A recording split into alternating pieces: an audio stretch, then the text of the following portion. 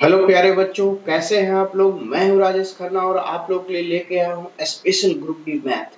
तो आज के क्लास में देखता हूं पहला क्वेश्चन क्या कहता है। खूबसूरत सा क्वेश्चन देखिए। आज के फर्स्ट क्वेश्चन में खूबसूरत सा क्वेश्चन जो है कहता है, वो किसी हॉल में उपस्थित लोगों में से 7/9 उपलब्ध कुर्सियों में से 9/13 भाग पर बैठे हैं और शेष लोग खड़े हैं। तो अब प्रश्न यहाँ पे ये उठता है कि 7/9 और ये आपका 9/13 ये बात बोला। तो हम लोग मान लेते हैं कि 9 और 13 का मल्टीपल जो एलसीएम होता है इसको मान लेते हैं। ये कितना होगा 117। अब प्रश्न उठता है यहाँ से कि जब आप इसको मल्टीप्लाइड करेंगे कि जितने लोग, इसको मान लीजिए लोग ही मान लेते हैं, जितने ये है एक्चुअली में लोग कितना है वो तो मालूम नहीं है। तो इसलिए इसको मल्टीप्लाइड करेंगे तो ये चेयर्स हो जाएगा। चेयर्स की संख्या निकल जाएगी, यहाँ से मल्टीप्लाइड करेंगे 9 से ये 13, 13 सत्ते 91 निकल गया। अब ये जितना निकल गया इसको मल्टीप्लाइड करेंगे यहाँ से, ये जितने लोग सीटिंग है, सीटिंग में बैठे हुए हैं वो निकल जाएंगे। 13 सत्ते 91 और 9 सत्ते ये 63 निकल जाएगा इस तरीके से। अब प्रश्न हो गया ये। अब अगला क्वेश्चन का था, आप दोनों का अंतर करके देखिए, आपका क्वेश्चन सेटिस्फाइड हो गया कि 28 अभी भी चेयर बचे हुए हैं, खाली कुर्सियां बैठे हुए हैं। सभी लोग मतलब बैठे, जितने भी लोग हैं उसमें से केवल 63 ही बैठे हुए कुर्सी पर। तो इसका मतलब 28 कुर्सियां और है जो खाली है। अब प्रश्न ये उठता है कि कितनी कुर्सियां और खाली होती यदि जितने भी लोग वहां पर सबका सब बैठ जाते। तो इसका मतलब ये हुआ कि टोटल संख्या अगर x पीपल का एक्चुअली में होता उसका 7/9, आज जितने भी ये हैं ये चूंकि 63 हो गया तो 7 से ये 9 कट गया और x बराबर कितना हो गया 81। अब देखिए आपके पास 81 लोग ही टोटल हैं और उसमें से 91 चेयर्स हैं। अगर सबका सब बैठ जाते तो भी कुर्सियां कितनी खाली रहती, ये 10। यही हो गया 10 आपका खाली कुर्सियां, यानी कि ये जो 10 है ये खाली कुर्सी हो जाती जो आपसे प्रश्न में पूछा, खाली कुर्सी। तो निकल गया। कितनी खूबसूरत सा बेहतरीन क्वेश्चन था और आराम से इसको पढ़िए। देखिए कितनी खूबसूरत सा बना दिया मैंने। ये जो x मान लिया टोटल कुर्सी, टोटल लोग मान लिया। क्योंकि एक्चुअली में ये जो माना मैंने ये मल्टीप्लाइड करके माना, एक्चुअली तो होता नहीं है। तो चलिए नेक्स्ट क्वेश्चन पे चलता हूँ। नेक्स्ट क्या कहता है ये खूबसूरत सा देखेंगे। Question number next, question number next आपकी स्क्रीन पर देखिए कितनी बेहतरीन सा आ गया। बहुत ही खूबसूरत सा क्वेश्चन है। नेक्स्ट ये कहा, एक वर्गाकार फ्लैट जिसकी प्रत्येक भुजा जो है 7 सेंटीमीटर है कि प्रत्येक कोने से 0.25 सेंटीमीटर क्षेत्रफल का एक वर्ग काटा जाता है और बाकी बचे भाग को कट के साथ मोड़कर एक घनाभ बनाया जाता है और इस खुले शीर्ष वाले घनाभ का आयतन क्या होगा, ये आपसे पूछा। ये भी खूबसूरत था, देखिए एकदम बहुत ही झकास है। अब यहाँ से देख लेते हैं। कहा था सबसे पहले एक फिगर बना लीजिए, ये वर्ग है, ठीक है, ये वर्ग है। देखिए आपके स्क्रीन पे बन गया वर्ग इस तरह से। ये आपका वर्ग है। प्रत्येक कोने से जो है ये वाला, ये कोना हम हटा देंगे इस तरीके से, ये कोना, और इस तरीके से ये कोना में बन गया। और इसका क्षेत्रफल है 0.25। क्षेत्रफल अगर 0.25 है इसका मतलब हो गया 0.5 का ये होल स्क्वायर, राइट। 0.5 का होल कर, ये जो छोटा छोटा चार वर्ग बना उसकी एक साइड जो है वो क्या हो गई 0.5 निकल गया। सेंटीमीटर स्क्वायर में है तो सेंटीमीटर में निकल गया। अब प्रश्न कहता है कि ये काट के हटा दिया गया तो आकृति आपकी कैसी बन जाएगी। तो आकृति आपकी ऐसी बनेगी, यहाँ से देखिए काट के चारों से हम हटा दिया, यहाँ से भी हटा दिया तो इस तरीके से ये बन गया, इस तरीके से ये बन गया। तो आकृति को काट के हटा दिए तो ये आकृति ऐसी बन गई। अब इसको मोड़ देंगे तो एक घनाभ का रूप ले लेगा। तो बोला कि उस खुले घनाभ वाले का आयतन क्या होगा। तो इसकी जब इधर से 0.5, ये 0.5 इधर से चला गया और 0.5 इधर से चला गया तो 0.5 चला गया। टोटल आपका 7 दिया हुआ था, यहाँ से एक चला गया तो ये भाग बचा 6। इधर से भी 7 था, ये पॉइंट बचा 6 और इधर से भी आपका पूरा 7 था 6 और ये भी 6 बच गई। वर्गाकार पार्ट है तो इस तरह से पूरा 0.5 इधर भी था, 0.5 इधर भी था, चला गया तो 6 का निकला। तो इसकी लंबाई भी आपकी 6 हो गई, इसकी चौड़ाई भी आपकी 6 हो गई। लेकिन ऊंचाई तो इतना ही ना खड़ा रहेगा जितना 0.5 है, ये 0.5 इस तरीके से। तो अब यहाँ से देखिए, अब कहता है आयतन, वॉल्यूम क्या होगा इस घनाभ का, यही पूछा आकृति का। लंबाई 6, चौड़ाई 6 और ऊंचाई 0.5। देखिए यहाँ से 6 6 36 और 36 पंचे 180, ये और एक अंक के बाद दशमलव, यानी कि 80 आपका निकल गया। सेंटीमीटर क्यूब दिया ही हुआ है, सेंटीमीटर क्यूब में आपका आंसर हो गया। तो 18 जिस ऑप्शन में होगा टिक लगा लीजिएगा। कितनी खूबसूरत सा था वो मैंने आपको बेहतरीन तरीके से बता दिया। अब चले आएंगे नेक्स्ट क्वेश्चन क्या कहता है उसको देखिए। क्वेश्चन नंबर नेक्स्ट, ये भी झकास है। क्वेश्चन नंबर नेक्स्ट ये आपके स्क्रीन पे रहा थ्री में कहा एक त्रिकोणीय आकार वाले पार्क के किनारों का अनुपात दिया हुआ है। यहाँ देखिए खटखट हम लोग बनाएंगे, सवाल को उड़ा देना है। एक त्रिकोणीय आकार वाले पार्क के किनारों का अनुपात जो है 3, 4, 5 है। तो पहले बनाता हूँ कि ये आकार कैसा है। यहाँ से एक आकार है इस तरीके से, ये आपका दिख रहा होगा ऐसा, और ये 3 का है, ये 4 का है, ये 5 का अनुपात में। तो तीनों अनुपात को जोड़ेंगे, जैसे यहाँ अनुपात में दे दिया। अगर मान लीजिए ये 3 का, ये 4 का और 5 का, इस तरीके से तीनों साइड को फर्स्ट, सेकंड और थर्ड मान लूं। 5, 4, 9 और 3, 12 अनुपात में 12, और चूंकि परिधि 170 दिया हुआ है तो अनुपात 1 बराबर कितना होगा, 170/12। यहाँ से यानी काटेंगे तो ये 8 दूनी 16, 5 दूनी 10 बटे यहाँ से हो जाएगा कितना आपका, ये 6 हो जाएगा, राइट। अब प्रश्न ये उठता है कि आपका ये निकल गया 85/6। चाहे आप इतना ही भी रख सकते हैं, नहीं भी लिख सकते हैं, 70/12 ही लिखिए। अब कहता है कि ये बन गया, तो यहाँ से इस पर क्या होगा, ये वाली ये जो लंब खींचे, इस लंब की लंबाई p अगर मानते हैं तो ये शीर्ष में लंबवत दूरी कितना होगी ये पूछा। तो किसी भी समकोण त्रिभुज में अगर ये लंबवत p पूछता है तो यह p बराबर होता है, याद रखिएगा, ये अनुपात में ये जितना ये लंब, ये जो समकोण त्रिभुज है उस समकोण त्रिभुज की इस लंब, इसको मानते हैं लंब, और इसको मानते हैं आधार, और इसको मानते हैं कर्ण। तो क्या हो जाएगा यहाँ से लंब गुना आधार, ठीक है, अब बटे में कर्ण हो जाता है। यही इसकी ये 90 डिग्री वाली भुजा से उसके कर्ण पे अगर लंब डालेंगे तो उस लंब की लंबाई यही फॉर्मूला से निकलता है किसी भी समकोण त्रिभुज। लंब आपका अनुपात में कितना है 3, तो अनुपात में 3, तो 3 मान लीजिए अनुपात में, चाहे यहाँ से जैसे 1 निकला, ठीक है, 1 3 गुने अनुपात में ये 4 बटे कितना हो जाएगा अनुपात में 5। एक अनुपात से तो एक कट गया, लेकिन एक अनुपात बचा हुआ है, तो क्या लिखेंगे एक अनुपात बराबर, क्योंकि 3 गुने 4 लिख लीजिए बटे में 5, अनुपात 1 का जो मान यहाँ से निकला हुआ 170/12, 12 से ये कंप्लीटली कट गया। अब 5 से ये कितना हो गया 85 हो गया, राइट। अब यहाँ से देखिए 5 से 85 नहीं होगा, गलती, यहाँ से देखिए 17 दूना 34, ये आपका 34 निकल गया। इस तरह से लंब की लंबाई कितनी निकल गई 34 मीटर निकल गया, क्योंकि 170 मीटर में दिया हुआ था। इस तरीके से राइट आंसर निकल गया। बहुत ही खूबसूरत सा, कुछ था ही नहीं सवाल में, बहुत ही अच्छा क्वेश्चन। नेक्स्ट आ जाइए, नेक्स्ट क्वेश्चन नंबर 4, ये भी बहुत ही खूबसूरत है देखिए, और आप लोग के सामने आप टिकेगा नहीं। अगर मैं आपको बता ही दिया था कि अगर आप रेगुलर क्लास करते हैं तो वाकई आपको क्वेश्चन आपके सामने नहीं टिक पाएगा। तो चलिए क्वेश्चन नंबर आप चलेंगे 4 में क्या कहता है देखिए। क्वेश्चन नंबर 4 कहता है x किसी काम को 8 दिन में पूरा कर सकता है।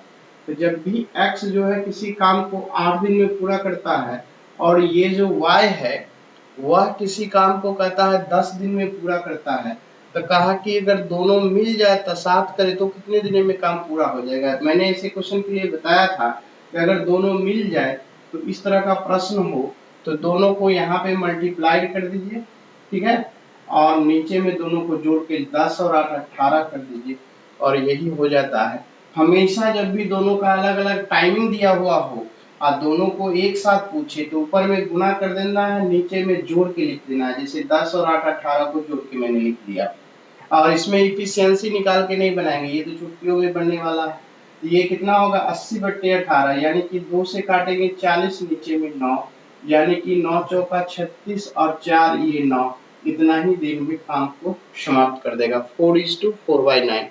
तो option number C is the right answer. अब चलिए आइए नेक्स्ट क्वेश्चन देखिए कितनी खूबसूरत है, बहुत ही इजी है, कुछ करना ही नहीं है इसमें। नेक्स्ट नंबर 5, आपके स्क्रीन पे 5 रहा, और इस प्रश्न को देखिए, ये आपका बहुत ही खूबसूरत सा क्वेश्चन है आया। कहा कि उपयुक्त क्रम का उपयोग करके वह संख्या ज्ञात करे जो समूह से संबंधित नहीं है, मतलब विषम संख्या आपसे पूछा।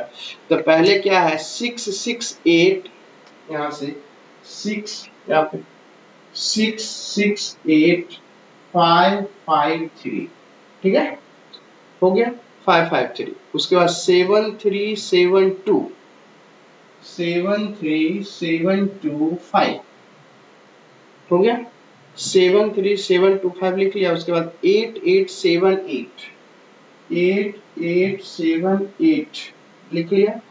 8 8 7 8 1 5 5 3, 1 5 5 3, यही टोटल संख्या मैंने लिख लिया जो आपका दिया हो। अब प्रश्न में कहता है कि देखिए यहाँ से, तो पहला 8 और 3 में रिलेशन देखते हैं। 8 के बाद जो 3 है, 8 के बाद तीसरा स्थान पे है, 1 2 3, 8 3, 8 के बाद तीसरा स्थान पे, यानी कि इकाई अंक जो है दहाई अंक के तीसरा स्थान पे है, तो ये सही है। अब चले आइए उसके बाद यहाँ से देखता हूँ 8 3 के बाद आपका दिया हुआ है 3 5, तो 3 5 का क्या रिलेशन है, उसके बाद 2 7 का क्या रिलेशन है, उसके बाद 81 का क्या रिलेशन है, यही है। अब इसमें से चेक करता हूँ सबको, तो यह तो इकाई अंक 3 जो है वह दहाई के तीसरा स्थान पे, ये तो सही है, तीसरा स्थान पे है। अब ये देख लेता हूँ, ये 3 के तीसरा स्थान पे है कि नहीं, यहाँ 3 है और 1 2 3 5, ये भी आपका यहाँ से यहाँ ये क्या है, सही है, तीसरा स्थान पे ये भी निकल गया। अब यह 2 7 को देखता हूँ, 2 यहाँ पे है और 7 यहाँ पे है, ये तो चौथा, ये सब तीसरा स्थान पे, ये तीसरा स्थान पे, ये चौथा स्थान पे। देखता हूँ 8 1 में क्या रिलेशन है, 8 1, अगर यहाँ से मैं 8 1 की बात करूं तो ये भी आपका तीसरा स्थान पे है।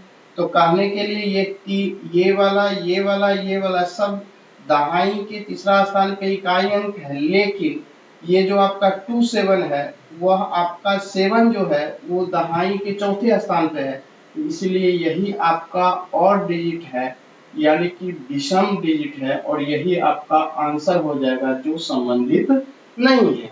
तो इस तरह से चलिए, आशा करता हूं बेहतरीन तरीके से सीखे होंगे। नेक्स्ट क्वेश्चन पे आता हूं। क्वेश्चन नंबर नेक्स्ट देखिए, आपके स्क्रीन पे इस तरह से रहा नेक्स्ट क्वेश्चन। अब चलेंगे हम लोग 6 में। कहा एक व्यक्ति 4 घंटे में 480 किलोमीटर की यात्रा करता है, और जिसमें से कुछ यात्रा वह हवाई जहाज और कुछ रेलगाड़ी से तय करता है। यदि वह पूरी यात्रा हवाई जहाज से करता तो वह रेलगाड़ी की तुलना में 4/5 कहता कि यदि पूरी यात्रा हवाई जहाज से करता तो रेलगाड़ी की तुलना में 4/5 समय बचा लेता और अपने गंतव्य स्थान पे 2 घंटे पहले पहुंच जाता। तो रेलगाड़ी से यात्रा करके तय की गई दूरी का पता लगाना। देखिए कितनी खूबसूरत सा क्वेश्चन पूछा, कुछ नहीं करना है। अगर मान लीजिए रेलगाड़ी से तुलना किया कि 4/5 समय बचा लेता, अगर रेलगाड़ी का टाइमिंग अगर टी होता, रेलगाड़ी की टाइमिंग टी होता, तो हवाई जहाज का टाइमिंग क्या होता है, एरोप्लेन का टाइमिंग क्या होता है, ये टाइमिंग टी में से 4/5 टाइम बचा लेता की बात किया। इसका मतलब ये हो गया, यानी कि ये कितना बचा लेता, T/5 घंटा बचा लेता। तो अब अकॉर्डिंग टू क्वेश्चन कहता है कि T/5 बचा लेता, कहा 2 घंटा बचा लेता, इसका मतलब पूरा 4 घंटा लगता है और 2 घंटा बचा लेता, तो उसको 2 घंटा घटा लिए। तो अब ये घट के भी तो 2 ही घंटा हो गया, घट के कितना हो गया, यहाँ से 2 ही घंटा हो गया। इसका मतलब T बराबर कितना हो गया, 10 घंटा। इसका मतलब T को 10 घंटा लगा, यानी रेल को कितना लगा, 10 घंटा। T को 10 घंटा लगा, यानी रेल को 10 घंटा, तो एरोप्लेन को टाइमिंग कितना लगा, 10/5, यानी T/5 है, यानी 2 घंटा लगा। 4 घंटा में 2 ही घंटा लगा। तो अब यहाँ से प्रश्न उठता है कि रेलगाड़ी से यात्रा करके तय की गई दूरी का पता लगाइए, यानी इसका मतलब है कि रेलगाड़ी कितनी दूरी तय किया ये कहता है। तो अब देखिए, तो अब जब टाइमिंग आप निकाल लिए हैं रेल का, ये जो टाइमिंग किसका था, टी बराबर, टी माने थे वो रेल का था, रेल बराबर टी था ये आपका। तो अब रेल का स्पीड कितना हो जाएगा, रेल का स्पीड, स्पीड यहाँ से देखेंगे, अगर मान लिया जाए पूरा था 480, तो 10 घंटा इसको अगर पूरा पूरा अगर रेल चलता तो 10 घंटा लगता, इसका मतलब उसकी स्पीड निकल गई 48 किलोमीटर पर आवर, राइट ना। उसके बाद प्रश्न हो गया स्पीड किसका, ये तो रेल का था। अब स्पीड हम लोग अगर निकालना चाहे किसका, एरोप्लेन का, ये 480 या बट्टा 2 निकल जाएगा, चूंकि 2 ही घंटा आया, ये 240 किलोमीटर पर आवर, राइट। अब प्रश्न ये कहता है कि आपने तो स्पीड निकाल लिया, स्पीड दोनों का निकल गया, लेकिन रेलगाड़ी से यात्रा कितनी तय की ये तो पता नहीं चला। टोटल में स्पीड निकाल लिया 48 किलोमीटर यानी 10 निकाल लिया। तो अब प्रश्न ये उठता है, देखिए कितनी खूबसूरत सा है, हम लोग एकदम आराम से इसको बनाएंगे। यहाँ पे थोड़ा सा एलिगेशन, इधर आपका लेता हूँ रेल द्वारा, इधर आपका एरोप्लेन द्वारा, राइट। तो ये तो आपको चला 48, राइट, और ये चला 240, और टोटल 480 किलोमीटर में 4 ही घंटा लगता है, इसका मतलब कितना हो गया 120। ये एवरेज स्पीड निकल गया, ये जो निकला वो कैसा स्पीड निकला, एवरेज। तो बीच में एवरेज स्पीड डाल लेता हूँ ऐसे, ठीक है, तो एलिगेशन लगा लेता हूँ 240 में से 120, यहाँ से 120, ठीक है, और यहाँ से कितना निकल गया 48 घटा के लिखूंगा तो ये 72। अब यहाँ से यहाँ काट लीजिए, 24 या 3 हो जाएगा, 24 पंचे, तो ये रेशियो कितना का निकला 5:3 का। ये जो 5:3 है तो ये कितना हो जाएगा 8, अनुपात में 8 बराबर, टोटल तो 4 ही घंटा लगा, टोटल 4 घंटा लगा, इसका मतलब अनुपात 1 बराबर कितना निकला हाफ घंटा, अनुपात 1 बराबर कितना निकला हाफ घंटा। यहाँ से निकाल लेंगे अनुपात 1 बराबर कितना निकला हाफ घंटा, इस तरीके से अनुपात 1 बराबर हाफ घंटा। तो ये जो रेल चला, तो ये रेल का कितना टाइमिंग हो गया, अनुपात में 5 है, ये अनुपात में 5 है तो कितना हो जाएगा 5/2 घंटा।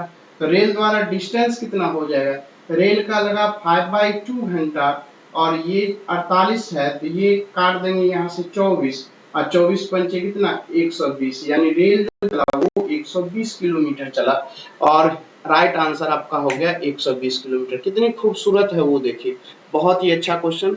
अब चले आइए नेक्स्ट। नेक्स्ट आपका यहाँ से 7, ये भी झकास है, और ये आपका ज्योमेट्री का है, देखिए कितना अच्छा क्वेश्चन है वो देखिए हम लोग। नेक्स्ट क्वेश्चन,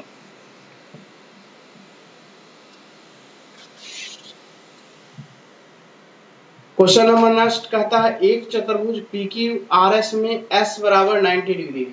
तो एक चतुर्भुज PQRS में और वृत्त OR क्रमशः ABCD पर PQRS SP के किनारों से स्पर्श करता है। तो कोई बात नहीं, एक हमने सर्कल ड्रॉ कर लिया, यहाँ पे इस तरह से सर्कल ड्रॉ कर लिया पहले, और एक भुजा पे 90 डिग्री बनाता है तो 90 डिग्री के लिए ऐसे भुजा खींच लिया, ठीक है।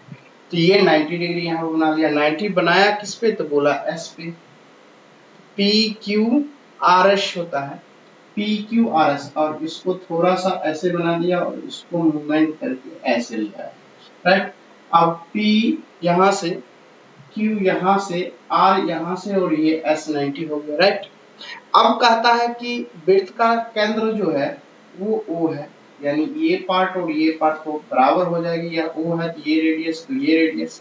अब बात उठता है कि कहा यहाँ से ABCD पे, ABCD पे, तो कहता है PQ का AB, ये पार्ट आपका A हो गया, और QR का B, ये पार्ट B हो गया, ये पार्ट C हो जाएगा, और ये पार्ट D हो गया।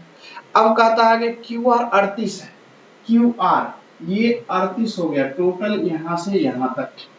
फिर आपसे बोला RS 25 है, RS ये पार्ट 25 है यहाँ से लेके यहाँ तक। उसके बाद बोला कि QA, ये जो Q है वो 27 है।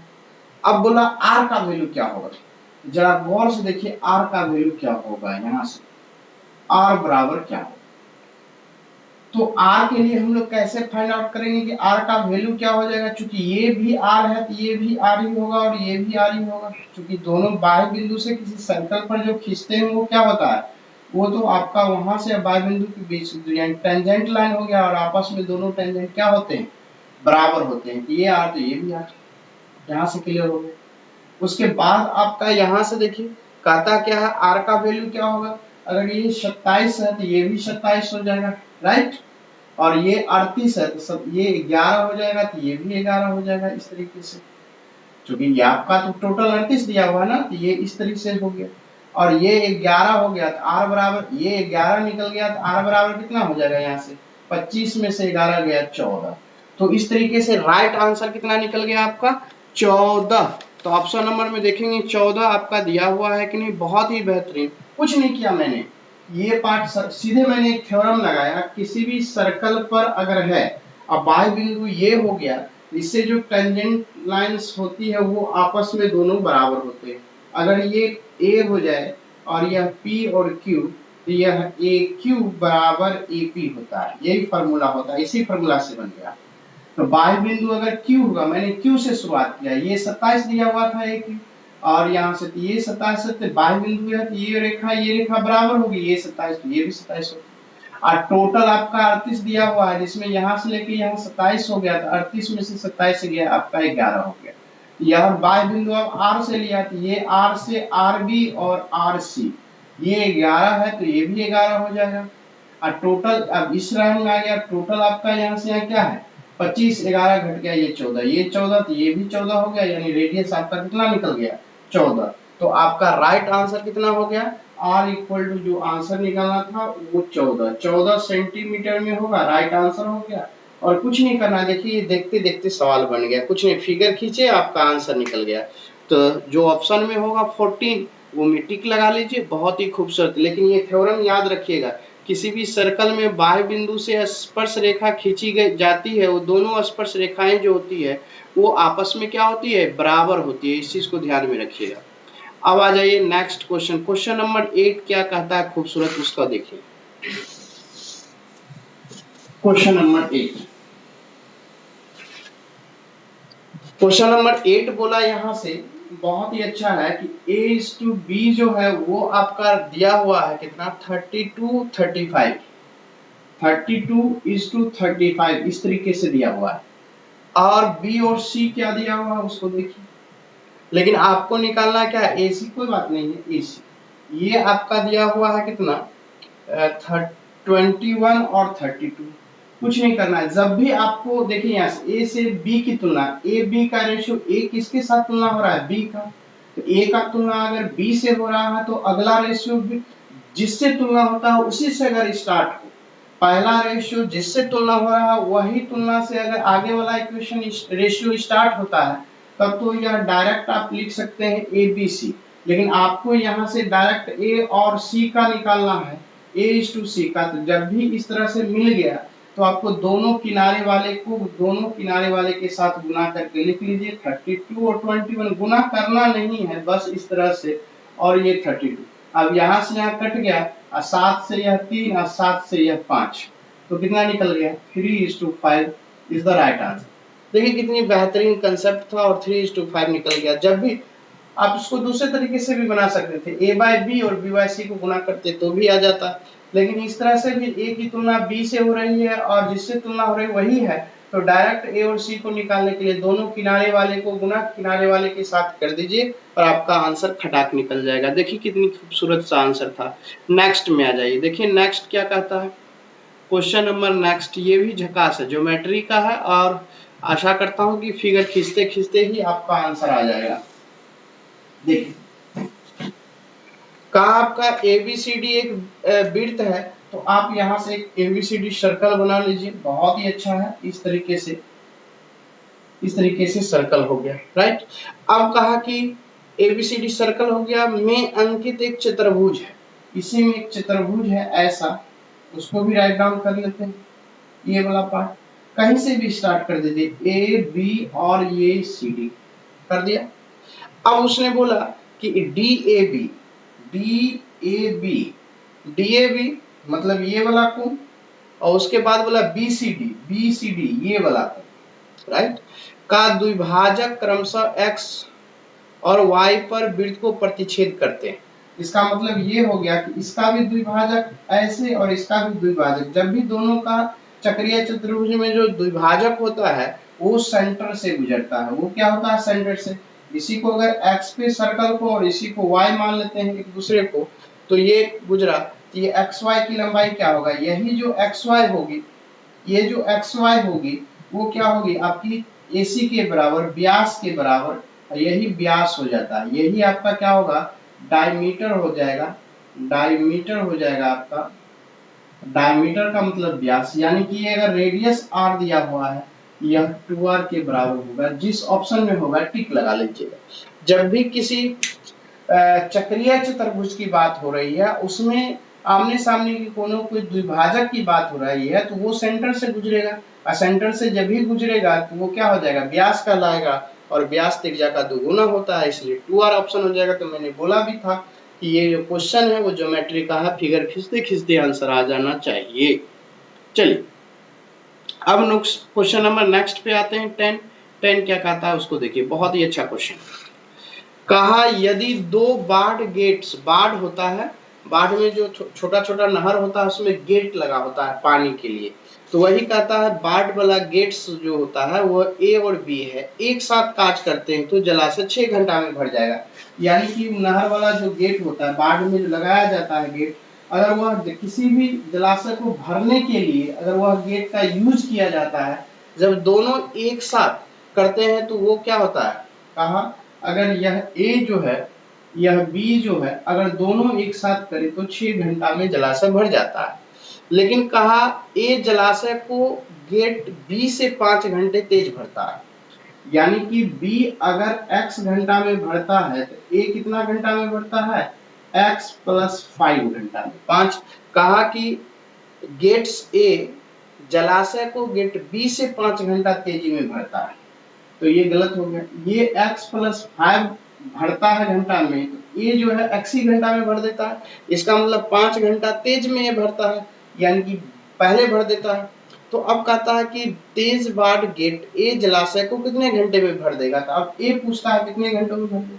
जब ये दोनों आपको मालूम हो तो मैंने सिखाया था कि ऊपर में दोनों को गुना कर दीजिए और नीचे में क्या कीजिए? दोनों को जोड़ दीजिए। जोड़िएगा तो x 2x हो जाएगा प्लस 5, और यही तो दोनों मिलके 6 दिया हुआ। ये जब भी हल कीजिएगा तो क्वाड्रेटिक इक्वेशन हो जाएगा, और जनरल कंपटीशन क्वाड्रेटिक इक्वेशन का अलाउ नहीं करता। तो x बराबर अपना मन से यहाँ पे कितना मान लीजिएगा? देखिए ऑप्शन देख करके अगर 10 मानते हैं, 10 तो 10 गुना यहाँ से 20 और 20 और 5 25 आ गया नीचे, और यहाँ 10 हो जाएगा और 10 और 5 15 हो जाएगा। तो ये 15 गुना 10 150 और 25 गुना 6 150। देखिए 6 सेटिस्फाइड भी हो गया। इसका मतलब जो x माने वो 10 आपका क्या है? सही था। इसका मतलब a बराबर x, इसका मतलब ये हो गया a जो है वह 10 घंटों में जलाशय को भर देगा। यही आपसे प्रश्न पूछा कि a जो है वो कितने घंटों में भरेगा, तो a आपको 10 घंटों में भर जाएगा। देखिए कितनी खूबसूरत सा आंसर निकल गया। अब आएंगे नेक्स्ट क्वेश्चन। नेक्स्ट क्या कहता है उसको देखिए। 11 आपके स्क्रीन पे 11 ये रहा। कहा नीचे दी गई संख्याओं में से कौन सी ये संख्या का वर्गमूल है?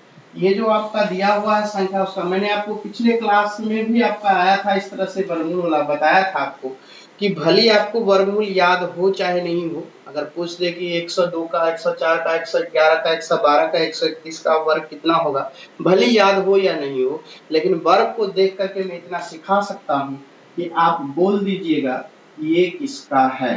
मैंने आपको इस तरह से सिखाता हूँ। यही क्वेश्चन है आपका 14161, ये वर्गमूल निकालना है। वर्गमूल निकालने का ये इस तरह से कहाँ कितना का है पता नहीं है, लेकिन मैंने आपको पिछले क्लास में सिखाया था खूबसूरत ट्रिक कि बाईं ओर में दाईं ओर से, दाईं ओर इधर होता है तो 2 अंकों के बाद एक कोमा लगा लीजिए। अब ये आप संख्या का 2 ग्रुप बन गया। पहला ग्रुप दाईं ओर वाला मानिएगा, दूसरा ग्रुप बाईं ओर वाला। तो दाईं ओर वाला 61 है, तो 61 का इकाई अंक 1 है। एक ऐसी 2 संख्या को चूज कीजिए जिसका इकाई अंक 1 हो। तो एक तो 1 का स्क्वायर 1 होगा और दूसरा 9 का स्क्वायर 1 होगा। लेकिन ये प्रश्न में ये उत्तर नहीं ज्ञात कर पाते हैं कि 1 होगा या 9 होगा, चूंकि 2 आंसर आ गया, फिर कंफ्यूजन की बात आ गई 1 लिखूं या 9 लिखूं, इकाई अंक पे 1 भी है और 9 भी है, दो ऑप्शन में, तो क्लियर नहीं हो पाता है। अब दूसरा बात आता है, अब देखते हैं कि जो दूसरा ग्रुप हम लोग बनाए हैं, दूसरा ग्रुप बाईं ओर वाला होता है जो 141 है, तो दूसरा ग्रुप में 141, लेकिन हमेशा याद कीजिएगा दाईं ओर से 2 ही अंक के बाद कोमा लिखा जाता है, हमेशा 2 ही अंक के बाद, तो 2 ग्रुप बन जाता है।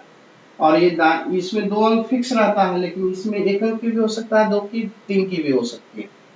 तो यहाँ से जब दाईं ओर हम बना लिए, तो अब प्रश्न उठता है ये कि 141 किस किस संख्या के वर्ग के बीच में, किस 2 संख्या के वर्ग के बीच में, तो एक तो मैं तो यहाँ पे 12 का स्क्वायर करूं, नहीं 12 नहीं होगा, एक तो मैं यहाँ से 13 का स्क्वायर करूं और यहाँ से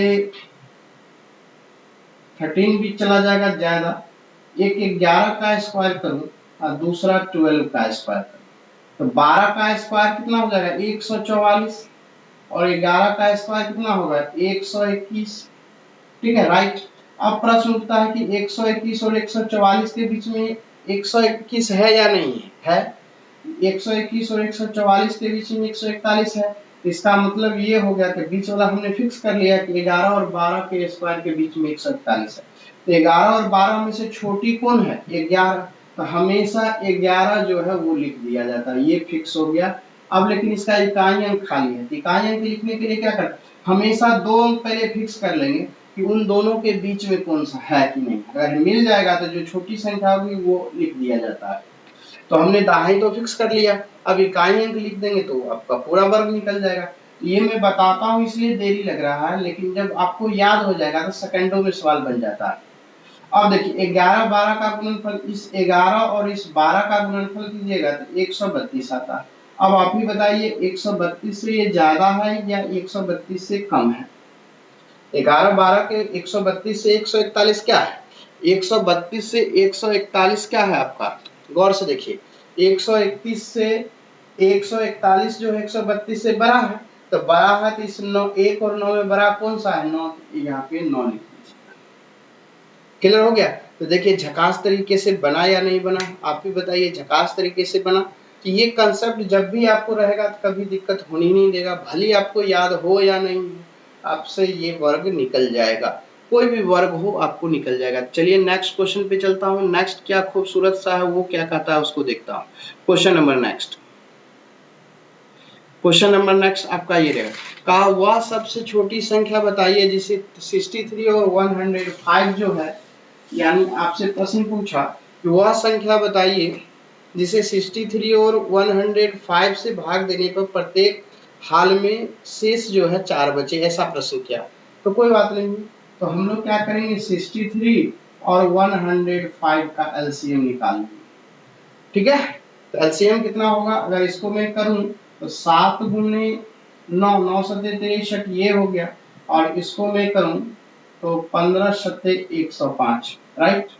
अब जरा गौर से लिखिए, फिर इसको एक बार लिख सकता हूं कि 7 इंटू 3 इंटू 3, इसको भी लिख सकता हूं 7 इसको 3 इंटू 5। अब एलसीएम लिखने में देखिए कोई दिक्कत नहीं होगा, एलसीएम में कोई भी एक तरफ वाला पूरा लिख दीजिए, जैसे 7 3 और 5 मैंने लिख दिया यहाँ से, तो 7 3 तो इसमें लिखा ही गया, तो एक 3 एक्स्ट्रा है तो एक 3 यहाँ पे लगा देंगे, तो एलसीएम कितना निकल गया 7 या 21 पंचे 105, 105 गुना 3, 105 गुना 3 5 या 15 यानी 315 निकल गया ना।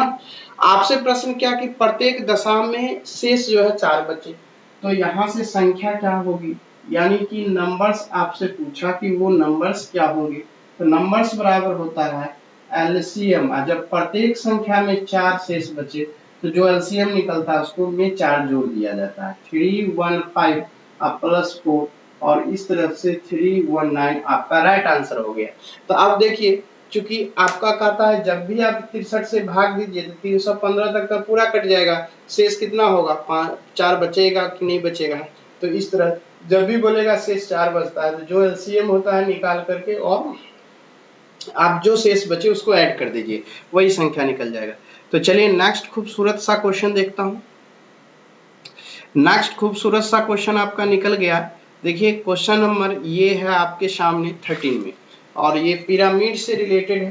तो हम लोग यहाँ पे सवाल बनाते हैं। यहाँ से ये सवाल कहता है कि हम पिरामिड का आधार एक आयत है जिसकी लंबाई चौड़ाई दी गई है। यदि दाएं आयताकार पिरामिड के सिर से गुजरने वाले सभी पार्श्व किनारों की लंबाई 26 है तो पिरामिड का आयतन घन सेंटीमीटर में क्या होगा। तो देखिए पिरामिड का जो वॉल्यूम होता है, यहाँ से वॉल्यूम जो होता है, वॉल्यूम ऑफ पिरामिड, यहाँ से पिरामिड जो होता है उसको मैं यहाँ पे लिख देता हूँ। क्या होता है 1/3 यहाँ से, और जो एरिया होता है, एरिया ऑफ बेस, ठीक है, इनटू हाइट होता है। ये याद कर लीजिए। अगर मुझे मालूम हो यहाँ से कि 1/3 एरिया ऑफ बेस और हाइट, तो ये सवाल बन जाएगा। लेकिन अब यहाँ से बात उठती है, यहाँ से एक आयत दिया हुआ है ऐसे, यही आयत है, ये वाली आयत। आयत में क्या दिया हुआ है कि लंबाई आपका यहाँ से 16 है और चौड़ाई 12 है। तो जब ये इस तरह से बनाएंगे तो ये तो समकोण त्रिभुज बनेगा, तो ये 20 हो जाएगा, राइट। तो ये आयत है, तो आयत तो आपका आयत मतलब ये बेस तो आयत है, तो आयत का क्षेत्रफल कितना होता है, लंबाई गुनी चौड़ाई, ये 16 गुने 12। यहाँ से हम लोग लिख देते हैं 1/3, ये 16 गुने 12। एरिया का जो बेस है उसका एरिया निकल गया, चूंकि बेस तो आपका आयत था, तो आयत का क्षेत्रफल 12। अब मुझे अगर हाइट निकल जाए, यहाँ पे कोई बीच में इस तरह से हाइट कर दूं, और पिरामिड बनता कैसे, इसके किनारे से सभी को धागे से बांध दो, इसके किनारे से धागे से बांध दिया। चूंकि ये तो 2 डायमेंशनल प्लेन है बोर्ड मेरा, लेकिन फिगर तो पिरामिड 3 डायमेंशन है, और जब 3 डायमेंशन होता है तो इसके टॉप से ये सभी किनारे को मैं बांधूंगा और इसको थोड़ा सा सुला देता हूँ, भाई तू सो जा इस तरह से। तो सभी धागे से मिलाऊंगा तो देखिए कैसे हो जाएगा, एक ऐसे बनेगा और ये ऐसे बनेगा, और ये ऐसे बनेगा और ये ऐसे बनेगा, इस तरीके से। और ये हाइट है, तो ये पूरा 10 है, ये पूरा 20 है, तो ये पार्ट 10 हो जाएगा, होगा कि नहीं होगा। और आपको बोला कि पार्श्व किनारों की लंबाई 26, मतलब ये जो धागा से हमने बांधा इसका मान 26 हो गया।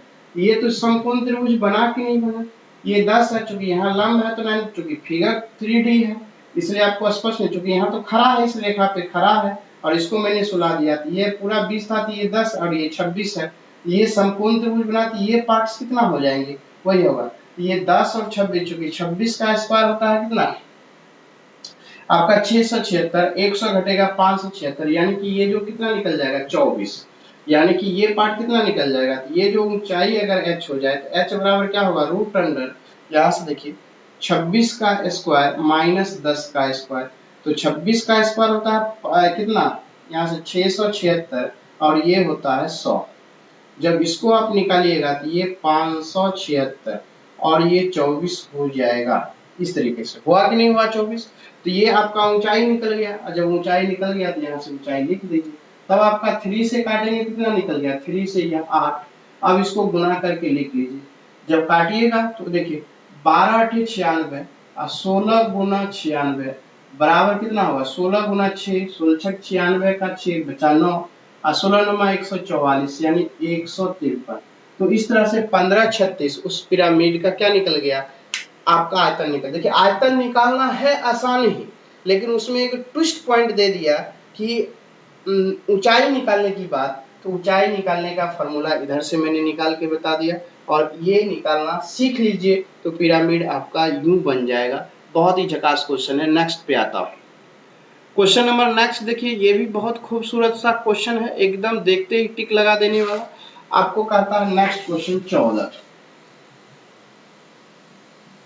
14 में क्या कहता है उसको देखिए, एकदम झकास तरीके से बनाइए। 72 और 84 का लघुत्तम समवर्तक यहाँ से, तो आपका ये 72 हो गया और ये 84 का एलसीएम क्या होगा। मैंने आपको बताया कि इसको फैक्टर कर दीजिए, तो क्या होगा 9 8 72, तो 9 का कितना हो जाएगा, यहाँ से 3 × 3 8, 2 × 2 × 2 कितना बार देखिए, 2 दूना 4 दूना 8, 3 तिया 9, 9 8 72, ये होता है कितना आपका 12 7 84। तो 12 को क्या लिखिएगा 3 × 2 × 2, 3 दूना 6 दूना 12, 8 सत्ते 84, इस तरीके से। तो आपको मैंने क्लियर कर दिया, दोनों का लिख लिया। और लघुत्तम सामर्थ्य में क्या लिखा जाता है वहां से देखिए, मैं टोटल को एक पार्ट लिख दीजिए, 3 इंटू 3 इंटू 2 इंटू 2 इंटू 2। अब देखिए किसमें वाला 3 एक है, मिल गया, 2 2 है, तो क्या बच गया 7, यही तो हो गया। तो 3 का करेंगे तो 3 दिया कितना होगा 9, 2 करेंगे 8 और ये 7, तो 987, देखिए कहीं पर है 987, 987, 7 तो है, लेकिन ऐसे इसमें क्या हो जाएगा, कोई प्रॉब्लम नहीं है करने से। यहाँ पर इस तरह से नहीं दिया है, ये 2 4 को इस तरह से लिख दिया, ये कितना होगा 2 दूना 4 या ये 12 हो गया, और ये 3 दूना यहाँ से 6 हो जाएगा और ये 7, इस तरह से लिखा है।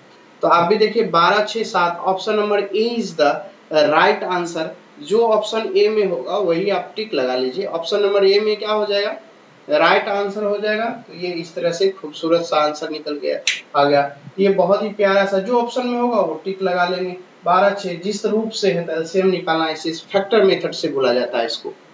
तो चलिए हम लोग अगले स्टेप में क्वेश्चन में चलता हूँ। अगला क्या कहता है खूबसूरत, वो भी देखिए, बहुत ही बेहतरीन है। आपके स्क्रीन पे अगला क्वेश्चन देखेंगे हम लोग। देखिए अगला क्वेश्चन बोला कि रघु 4 किलोमीटर पर आवर की गति से कॉलेज जाता है और 3 किलोमीटर की गति से लौट आता है।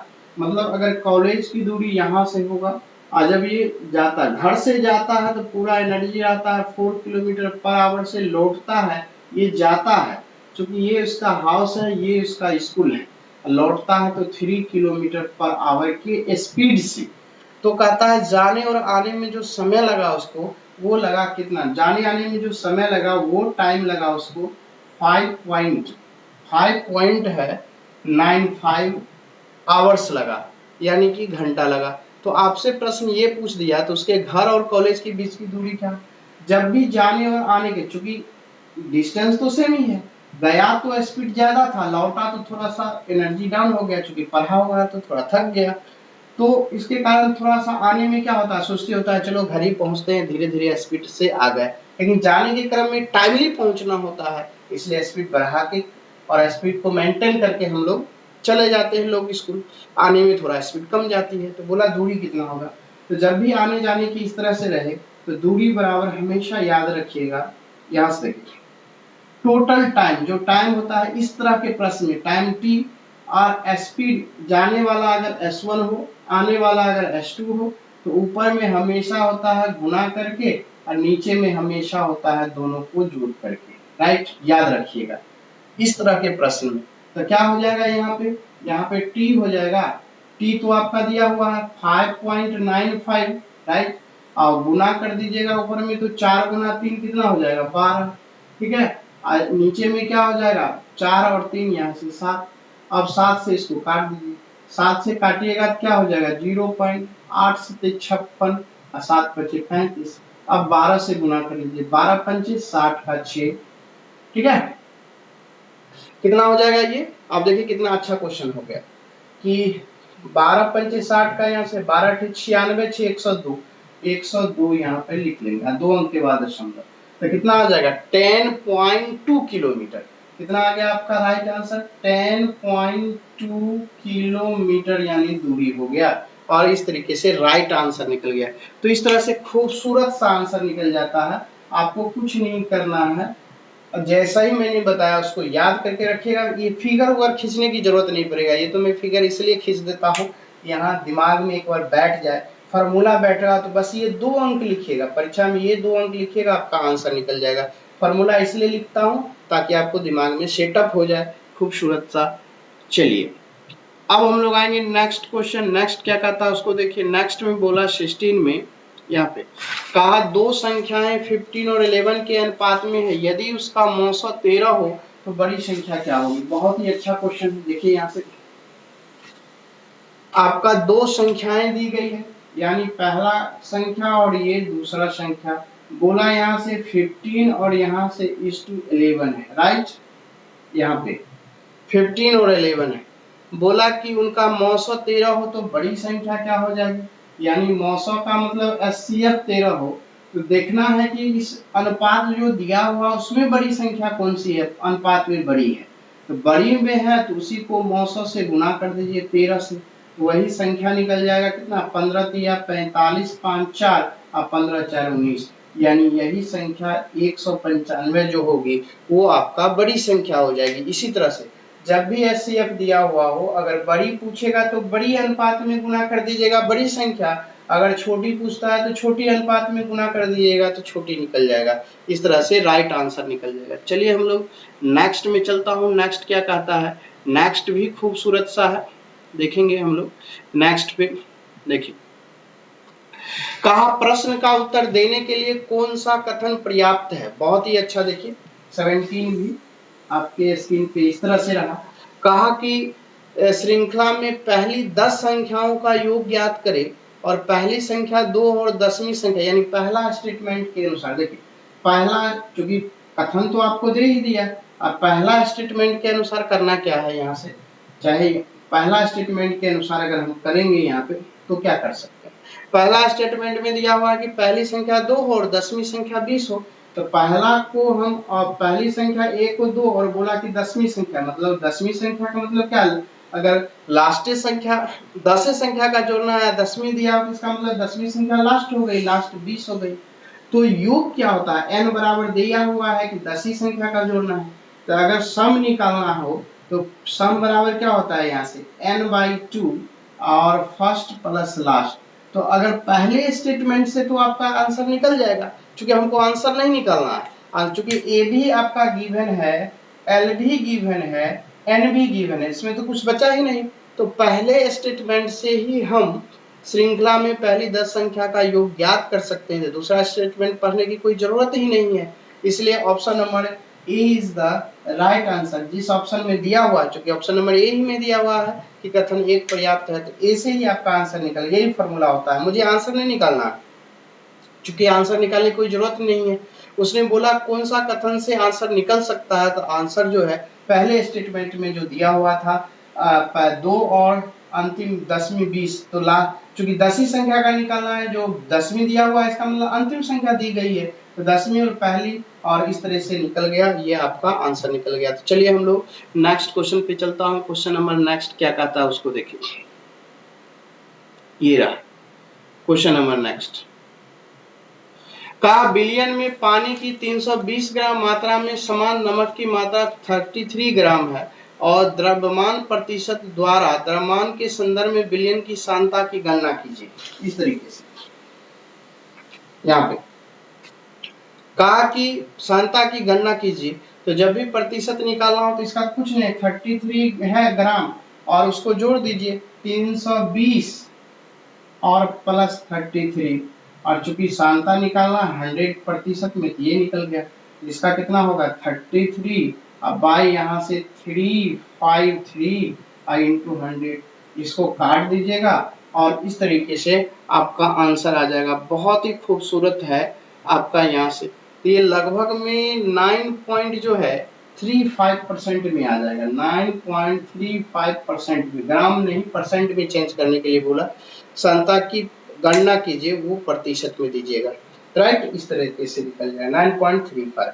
तो खूबसूरत सा था। अब चले आइए नेक्स्ट क्वेश्चन क्या कहता है उसको देखिए, बहुत ही खूबसूरत सा नेक्स्ट क्वेश्चन है आपके सामने, ये रहा। देखिए ये भी मजा दे देगा, जब आप सवाल बनाइएगा तो लगेगा कितनी खूबसूरत क्वेश्चन था। देखिए यहाँ से क्वेश्चन नंबर 19, क्वेश्चन नंबर 19 क्या कहता है उसको देखिए। 19 जो है वो क्या कहता है उसको देखिए। कहा एक जबरदस्त कार्यक्रम के दर्शकों के बीच 1/8 बच्चे थे और दर्शकों के 2/5 में जो है 1/8 में बच्चे थे और दर्शकों के 2/5 में पुरुष और बाकी महिलाएं थी। यदि महिला दर्शकों की संख्या 380 हो तो प्रोग्राम की कुल संख्या कितनी हो। देखिए यहाँ से सबसे प्रश्न में बात किया कि 1/8 की बात किया और दूसरा उसने बात किया 2/5 की, 1/8 और 2/5 की। तो हम लोग क्या मानते हैं कि अगर अप्रोक्सीमेट यूनिट में मान ले कि 8 और 5 का मल्टीपल अगर 40 हो, तो मैंने 40 यूनिट में मान लिया कि यही टोटल 40 हो। क्या हो कि जबरदस्त कार्यक्रम के दर्शक टोटल अगर 40 यूनिट में हो, तो आप देखिए इसी का गुना कर दूं इससे गुना कर दूं 1/8 से, कितना हो जाएगा 5, कितना हो गया बच्चे निकल गए, बच्चा चाइल्ड हो गया, सी से चाइल्ड बच्चा हो गया। अगर उसी का यहाँ से इससे गुना कर दूं तो 5 से ये 8, 8 दूना 16 यूनिट, ये 16 यूनिट क्या निकल गया, बोला कि पुरुष है, ये मेल निकल गया। तो महिला कितनी हो जाएगी, ये देखिए 16 5 21। तो अगर आपका 40 में से 21 चला जाएगा तो यही तो वोमेन बचेगा, यही महिलाएं होगी। ये आपका 40 में से 21 जाएगा तो 1 यूनिट्स आपका हो गया, यही 1 यूनिट्स 19 यूनिट्स बराबर 380 महिलाएं दिया गया है। तो 1 यूनिट्स बराबर कितना हो जाएगा आपका 20। ठीक है, लेकिन आपसे प्रश्न प्रोग्राम की कुल संख्या, तो कुल संख्या तो आपने शुरू में ही 40 यूनिट मान लिया, ये 40 यूनिट बराबर क्या निकलेगा, तो 40 यूनिट बराबर ये 1 का 20, तो 40 का इतना हो जाएगा, यानी कि 800 आपका आंसर आ जाएगा। यानी टोटल संख्या वहां पे कितनी थी, 800 थी। तो कितनी खूबसूरत तरीके से बन गया, कुछ नहीं मैंने किया, मान लिया दोनों का जो आपका नीचे में रहता है उसी को मान गुना कर दिया, 8 पंचे 40, ताकि मुझे इसको गुना करूं तो वो कंप्लीटली कट जाए, फ्रैक्शन वहां से हट जाए इस तरीके से, और निकल गया इस तरह से राइट आंसर 800। अब चलिए ये नेक्स्ट क्वेश्चन बहुत ही खूबसूरत सा है, और नेक्स्ट क्वेश्चन देखिए कितना मजा देगा। नेक्स्ट क्वेश्चन ये रहा खूबसूरत सा। अब आ जाइए नेक्स्ट में कहता है कि किरण जो है आपके स्क्रीन पे दिख रहा होगा, किरण ने 90 मीटर, ये भी देखते देखते आंसर आ जाने वाला है, देखिएगा यहाँ से। कहा कि किरण ने किसी 90 मीटर लंबे पूल में तैरती है और एक छोर से दूसरे छोर तक फिर वहां से वापस आती है, उसे सीधे पथ पर तैरकर वह 2 मिनट में 2 बार में 360 मीटर की दूरी तय करती है, तो किरण की औसत चाल क्या होगा, ये है। तो कुछ नहीं करना, यानी कि उसने प्रश्न में क्या बोला उसको देखना है। कहता है कि ये 2 बार, वह 2 मिनट में 2 बार में 360 मीटर की दूरी तय करती है। ये जो 360 है वो 2 मिनट में, 2 मिनट का मतलब 60 गुना, ये 2 गुना 1 मिनट में 60, तो ये हो गया। ये तो आपका दूरी बट्टे समय हो गया, तो क्या हो, चाल तो निकल ही गई। ये कितना हो जाएगा 120, आइए यहाँ से 3 12 या 36, यानी कि 3 मीटर पर सेकंड आपका राइट आंसर हो गया। तो इस तरह से जिस ऑप्शन में होगा वो आपका राइट आंसर हो जाएगा। चलिए नेक्स्ट क्वेश्चन कहता है क्या, उसको देखता हूं। ये भी खूबसूरत सा क्वेश्चन है, जब आप देखेंगे तो कहेंगे सर ने झकास बता दिया। अगर सीख गए तो आपका बहुत सारा आपका गुणनफल आपका सही हो जाएगा। उसने बोला 14,360 में, कहा प्रश्न में 14,360 रुपया में कहा वस्तु खरीदी, उसकी धुलाई पे 240 रुपए खर्च कर दिए, धुलाई पे 240 खर्च कर दिए, तो अब टोटल उसने खर्च कितना कर दिया, यहां से देखिए टोटल खर्च 14,600 रुपया हो गया। कहा उसका 15% का लाभ हो तो कितनी राशि में बेचना होगा, तो 15% का ये लाभ लेना है, यानी कि प्रॉफिट। तो ये जब 15% का प्रॉफिट लेना हो तो इसका 15% कितना होगा, तो 15% निकालने के लिए डायरेक्ट तो गुणा भी कर सकते हैं, लेकिन याद रखिए अगर मैं 10%, इसका 10% कितना, किसी भी संख्या के एक अंक के बाद अगर दशमलव बैठा देते हैं, इसका मतलब इसका 10% कितना हो गया 60, और 0 मैंने एक अंक के बाद दशमलव बैठा दिए तो आपको कितना हो गया 1460 आपका 10%, ये किसके बराबर हो गया 10%। लेकिन 5% चाहिए तो 10% का आधा 5%, 1460 का आधा 730 हो जाएगा, और ये 5% निकल गया। दोनों को जोड़ दीजिए, 0 यहाँ से 9 7 4 11, और ये हो गया। तो 15% का वैल्यू 2190, और बोला आपको कितना में बेचना चाहिए था, 2190 लाभ ले लेगा। इसका मतलब दोनों को जोड़ देंगे इस तरीके से, तो बेचना चाहिए मतलब एसपी निकल जाएगा। तो ये आपका कितना हो जाएगा 90 6 1 7 4 2 6, और इस तरीके से 16,790 में बेचना चाहिए। कुछ नहीं है, आपका सवाल देखिए मैंने कहीं गुना उना नहीं किया है, आपको बताया कि एक अंक के बाद दशमलव बैठा दीजिए, तो ये 1460 निकल गया, 10 चूंकि 15 चाहिए तो 10% निकल गया, तो इसका आधा कर दिए 5, दोनों को जोड़ दिए तो 15% का वैल्यू हो गया 2190, और इसमें जोड़ दिया तो यही हो गया आपका, चूंकि इतनी मुझे लाभ चाहिए 16,790 रुपया में, इसका आंसर हो गया। अब चलिए आइए नेक्स्ट क्वेश्चन क्या कहता है वो देखिए। नेक्स्ट बहुत ही खूबसूरत सा, इसको अगर सीख गए तो बहुत ही क्वेश्चन में आपको परसेंटेज निकालने में मल्टीप्लाइड नहीं करना पड़ेगा, इसी ढंग से हम लोग बना लेंगे। इसको भी देखिए, ये भी झकास क्वेश्चन है, क्वेश्चन नंबर 22 देखिए। क्या कहता है उसको देखेंगे। क्वेश्चन नंबर 22 आप यहां से, बहुत ही अच्छा क्वेश्चन है।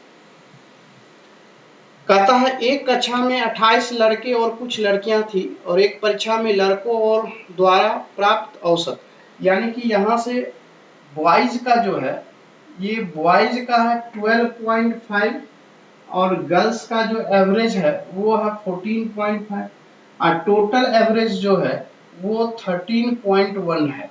कहा कि यदि समस्त औसत 13.1 थी तो कक्षा में छात्रों की कुल संख्या, तो एवरेज आपका दे रखा है। तो 14 पॉइंट, चूंकि एवरेज का मतलब है दोनों के बीच में ये एवरेज होता है, ठीक है भी। तो 14.5 में से 13.1 जाएगा, कितना बचेगा, यहाँ से 4 और यहाँ से 1। अब यहाँ से इसको घटाएंगे कितना होगा, चूंकि 13.1 बड़ा है इसमें से, तो 11 में से 5 जाएगा 6, लेकिन ये अनुपात दशमलव में रहेगा। दशमलव दशमलव कैंसिल हो गया, तो ये 14 और 6 बचा, इसका मतलब कैंसिल कर देंगे तो यह 7 और 3 हो जाएगा, राइट।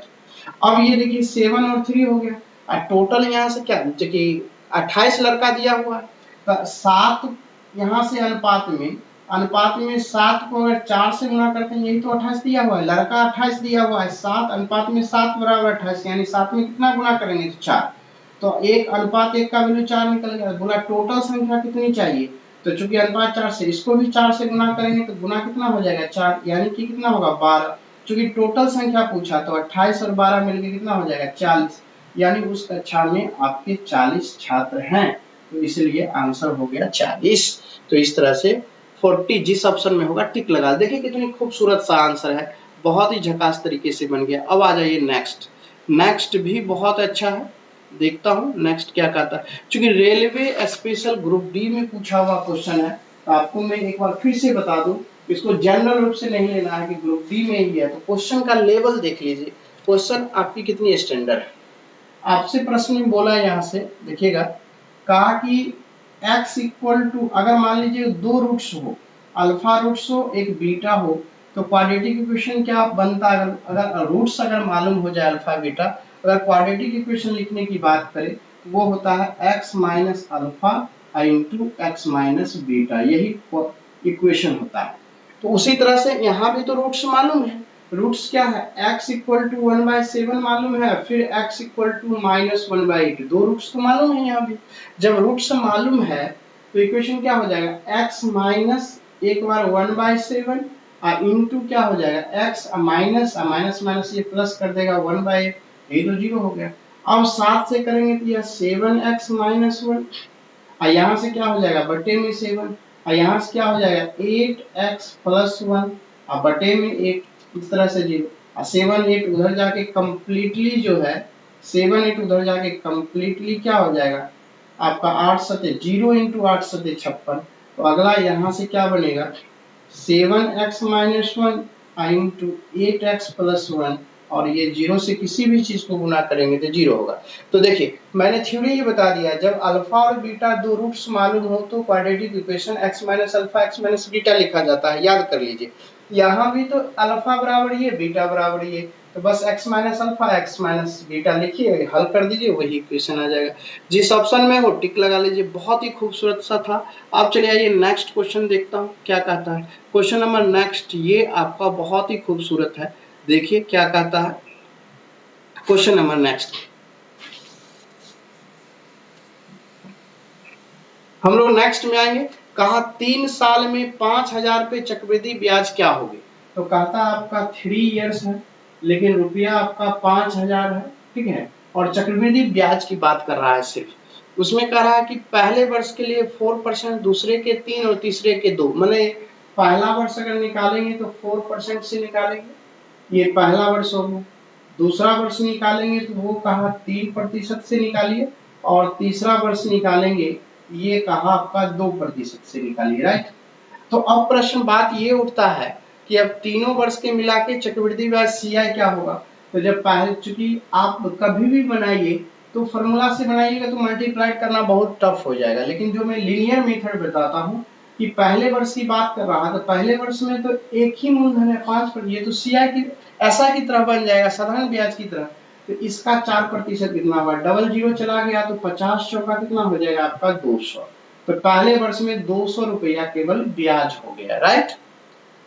अब आते हैं दूसरा वर्ष में। दूसरा वर्ष में तो आपका 5,000 रुपया मूलधन ओरिजिनल हुआ और ब्याज भी तो हुआ, ब्याज पर भी लगेगा, चूंकि सीआई की बात कर रहा है 3 साल की, तो ये 3% ऊपर में लगाएंगे तो डबल जीरो चला जाएगा, 50 बचेगा, 50 गुना 3 150। लेकिन वो जो ब्याज दिया हुआ है 200 उस पर भी तो प्रतिशत चला जाएगा, 3 गुना कितना हो जाएगा 6। अब तीसरा वर्ष आएंगे तो मूलधन ओरिजिनल है ही, ये ब्याज आपका 3 दिया है, दोनों पे लगेगा, 2% 5 पर कितना हो जाएगा, डबल जीरो समाप्त, 50 बचेगा, 50 गुना 200। अब आपके पास 200 है, इस 200 पे 2%, 2 चला गया तो बचा 2, 2 दूना 4। अब यहाँ से 150 है, 150 पे 2% तो 15 दूना 3 यानी 300, 300 पे प्रतिशत का 100 चला जाएगा तो बचेगा केवल 3। अब ये 6 पर 2%, 6 दूना 12 और 2 अंक के बाद दशमलव यानी 0.12 हो गया। अब टोटल को जोड़ दीजिए, यही टोटल आपका क्या होता है सीआई, तो सीआई कितना हो जाएगा 200 100 300 400, 450 6 4 10 460, तो 460 ये 3 मिलके ये 63.12 रुपया आपका 3 साल में चक्रवृद्धि ब्याज हो जाएगी 3 साल के बाद। तो इस तरह से निकालिएगा, कहीं कोई फॉर्मूला लगाना, केवल जोड़ मेथड से और परसेंटेज निकालने में एक्सपर्ट रहिएगा, आंसर गलत होने की कोई संभावना नहीं है। मैं आशा करता हूं कि आप लोग आज के क्लास में बहुत ही बेहतरीन कंसेप्ट सीखे होंगे, और इसी कंसेप्ट के साथ मैं आज के क्लास यहीं तक रखता हूं, और मजे से पढ़ते रहिए, प्रैक्टिस करते रहिए। फिर अगले वीडियो के लिए मिलता हूं आप लोगों से, तब तक के लिए धन्यवाद।